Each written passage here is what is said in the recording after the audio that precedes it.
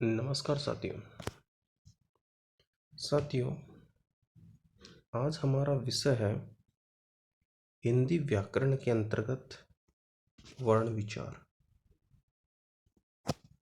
वर्ण के संदर्भ में हम आज विचार करने वाले हैं और मुख्यतः हिंदी की प्रारंभिक इकाई वर्ण है। अब देखिए वर्ण क्या है, इसके संदर्भ में विचार करते हैं। व्यक्ति के भावों को अभिव्यक्त करने का सशक्त साधन भाषा है। व्यक्ति के भावों को अभिव्यक्त करने का सशक्त माध्यम भाषा, यानी कोई भी व्यक्ति अपनी बात किसी को कहना चाहता है तो वो अपने भाषा के माध्यम से अपनी बात कह सकते हैं। अब भाषा दो प्रकार की होती है, एक लिखित और एक मौखिक। यानी हम अपने भावों को लिख करके भी कह सकते हैं और हम बोल करके भी कह सकते हैं। लिखित भाषा के अंतर्गत हम किन्हीं सांकेतिक चिन्हों के माध्यम से अपने भावों को लिख करके व्यक्त करते हैं। उन सांकेतिक चिन्हों के माध्यम से लिखने की विधा का तरीका वो लिपि है और उन्हीं सांकेतिक चिन्हों को हिंदी भाषा में अक्षर कहा गया है। अक्षर यानी जो कभी क्षय नहीं होते, या ध्वनि। ध्वनि जो कभी क्षय नहीं होती, ऐसा कहा जाता है कि जो हम बोलते हैं वो ब्रह्मांड में व्याप्त रहती है, वो कभी नष्ट नहीं होती। ध्वनि को संकेत चिन्हों के माध्यम से व्यक्त किया जाता है और उन्हीं संकेत चिन्हों को वर्ण कहते हैं। वर्ण उस मूल ध्वनि को कहते हैं जिसका खंडन ना किया जा सके, यानी आगे जाकर के उसके टुकड़े ना किए जा सके। वो कुछ भी हो सकता है, जैसे ए, ई, व, च, त। हिंदी में कुल मिलाकर के 52 वर्ण है। वर्णों के समूह को वर्णमाला कहते हैं। वर्णमाला मतलब जिसमें स्वर और व्यंजन समाहित हों, जिसमें दोनों ही चीजें जुड़ी हों। अब देखिए, सबसे पहले इन वर्णों को दो भागों में बांटा गया। एक है स्वर और दूसरा व्यंजन। स्वर मुख्यतः 11 प्रकार के होते हैं। ए, आ, ई, उ, ऊ, री, ए, आई, ओ, औ। कुछ विद्वान री वर्ण को स्वर में नहीं मानते।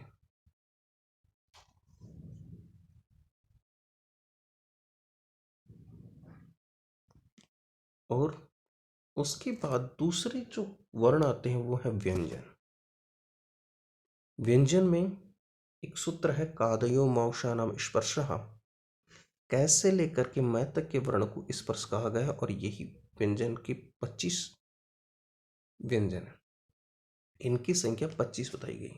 एक वर्ग में 5 अक्षर है और 5 वर्गों में 25 अक्षर है कुल मिलाकर के, जिसमें क वर्ग में है क, ख, ग, घ, घ, च, छ, ज, झ, य, ट, ठ, ड, ढ, ण, त, थ, द, ध, न, प, फ, ब, भ, म।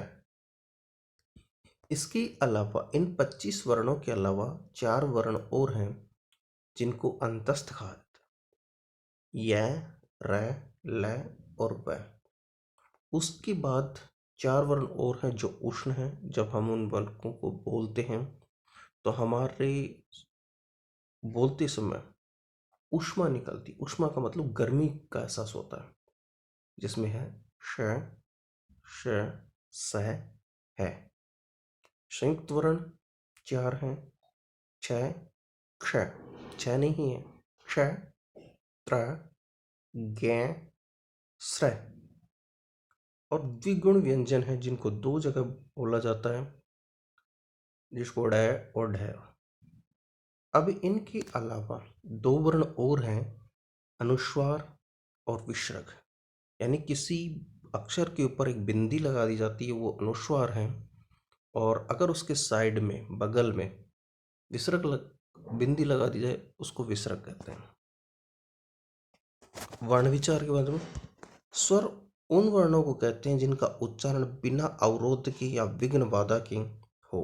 हिंदी में स्वर तीन प्रकार के, यानी स्वर और व्यंजन दो प्रकार, उसमें से स्वर हैं जिनको बोलते समय कोई बाधा उत्पन्न नहीं हो, जो स्वतंत्र उच्चारित किए जा सके, उनको स्वर कहते हैं। और स्वर तीन प्रकार के हैं, ह्रस्व, ए, ई, उ और री।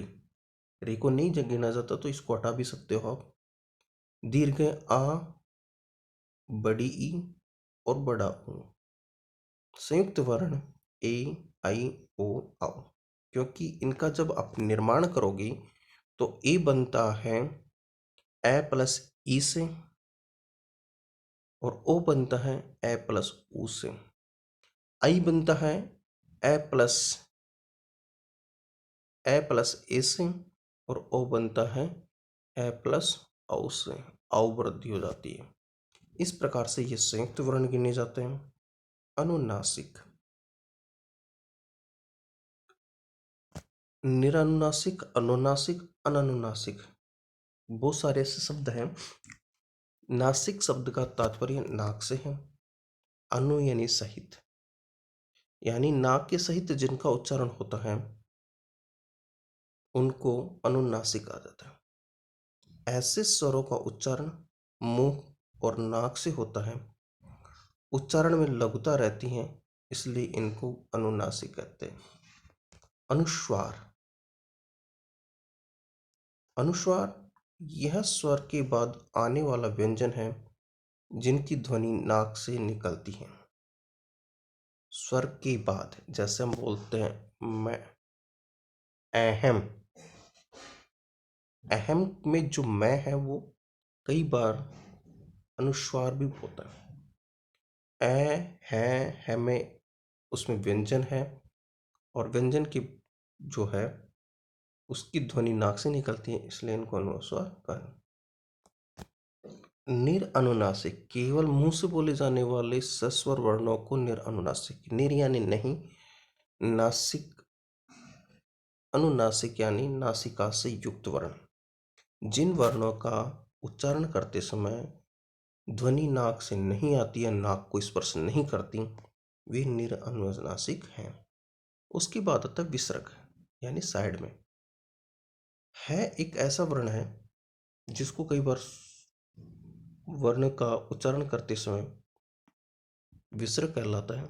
जैसे राम है तो ध्वनि हो रही है, लेकिन जब हम इसको लिखेंगे तो राम के बाद दो बगल में विसर्ग होंगी, दो बिंदी होंगी, उनको विसर्ग कहा जाता है। अब वर्णन आता है हिंदी के व्यंजन। उच्चारण स्थान क, ख, ग, घ, ड़ है। इनका उच्चारण स्थान अकुह विसर्जन या नाम कंठ है, कंठ सिंह। ई, छोटी ई और बड़ी ई, दोनों ई होंगी इसमें। ई और च वर्ग, च, छ, च, झ, य और श। इसका इचु या शा नाम तालु, इनका उच्चारण स्थान होगा तालु। टैवर्क, री, ऋषि का री, टैवर्क ट, ठ, ड, ढ, ण, र और श, श, स। ऋतु ऋषणम, इनका मुर्दा। ऋतु लसनम दंता, लृ वर्ण हिंदी में नहीं होता है, संस्कृत के आधार पर इसको लृ कहा जाता है। इसका उच्चारण स्थान होगा लृ। लृ को हटा देंगे तो ल को ले सकते हो, और ल इसमें आता है त, थ, ध, न, ल और श। सै, शैनी, सै, इनका उच्चारण स्थान है दंत। उपमर्द का नाम ओष्टो, उ और पै वर्ग, इनका उच्चारण स्थान है ओष्ठ। ए दी तो कंठ तालु, ए और आई, और ओ और औ कंठोष्ठ। व का उच्चारण स्थान है दंत और ओष्ठ। प्रत्येक वर्ग की अंतिम अक्षर न, में नासिका। कै के बाद ओष्ठाकार आकृति होगी। ओष्ठाकार का मतलब होठ के आकार की आकृति, और उसके बाद उसी का दूसरा वर्ण। कै के बाद हो होठ के आकार की वर्ण, और उसके बाद ख तो उपध्मानी, और पै और ओष्ठाकार आकृति, और फ हो तो जिव्यामूली। ये इनके उच्चारण स्थान है। अब आता है ध्वनि के आधार पर उनका स्थान।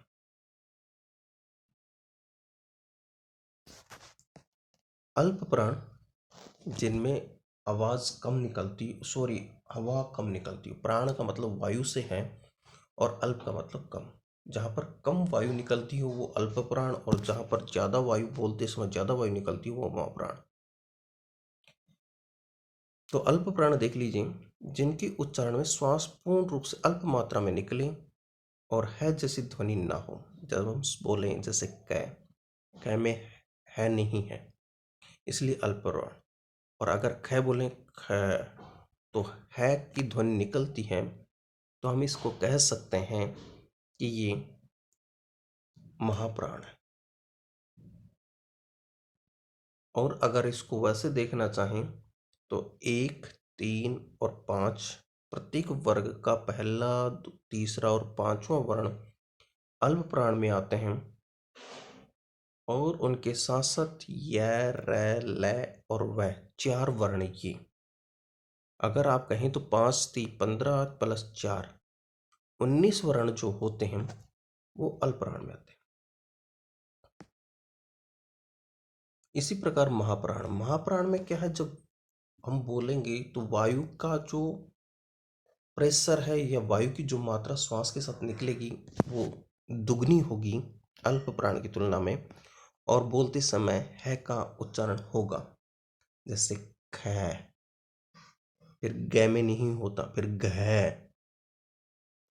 और ये कह सकते हैं आप कि दूसरा और चौथा वर्ण, और उसके साथ साथ स साउंड से, है साउंड से बोलने वाले और शब्द जैसे स, श, स, ये महाप्राण में गिने जाएंगे। घोष का मतलब स्पर्श करके निकलने वाली ध्वनि या साउंड। इसमें प्रत्येक वर्ण का तीसरा, चौथा, पांचवा अक्षर, और अंतस्थ वर्ण य, र, ल और व, ये आते हैं। अघोष जिसमें ध्वनि नहीं होती उनको अघोष कहा गया है। और अघोष में है पहला, दूसरा अक्षर और उष्ण वर्ण स है, इसमें नहीं गिना जाएगा। इस प्रकार से ये अघोष कहलाते हैं। और इन्हीं के साथ आज हमारा हिंदी व्याकरण में वर्ण विचार पूरा होता है। इसी के साथ आप सभी को धन्यवाद। आपसे आशा है कि आपको पसंद आया होगा। ज़्यादा से ज़्यादा लाइक, शेयर और सब्सक्राइब करें। धन्यवाद।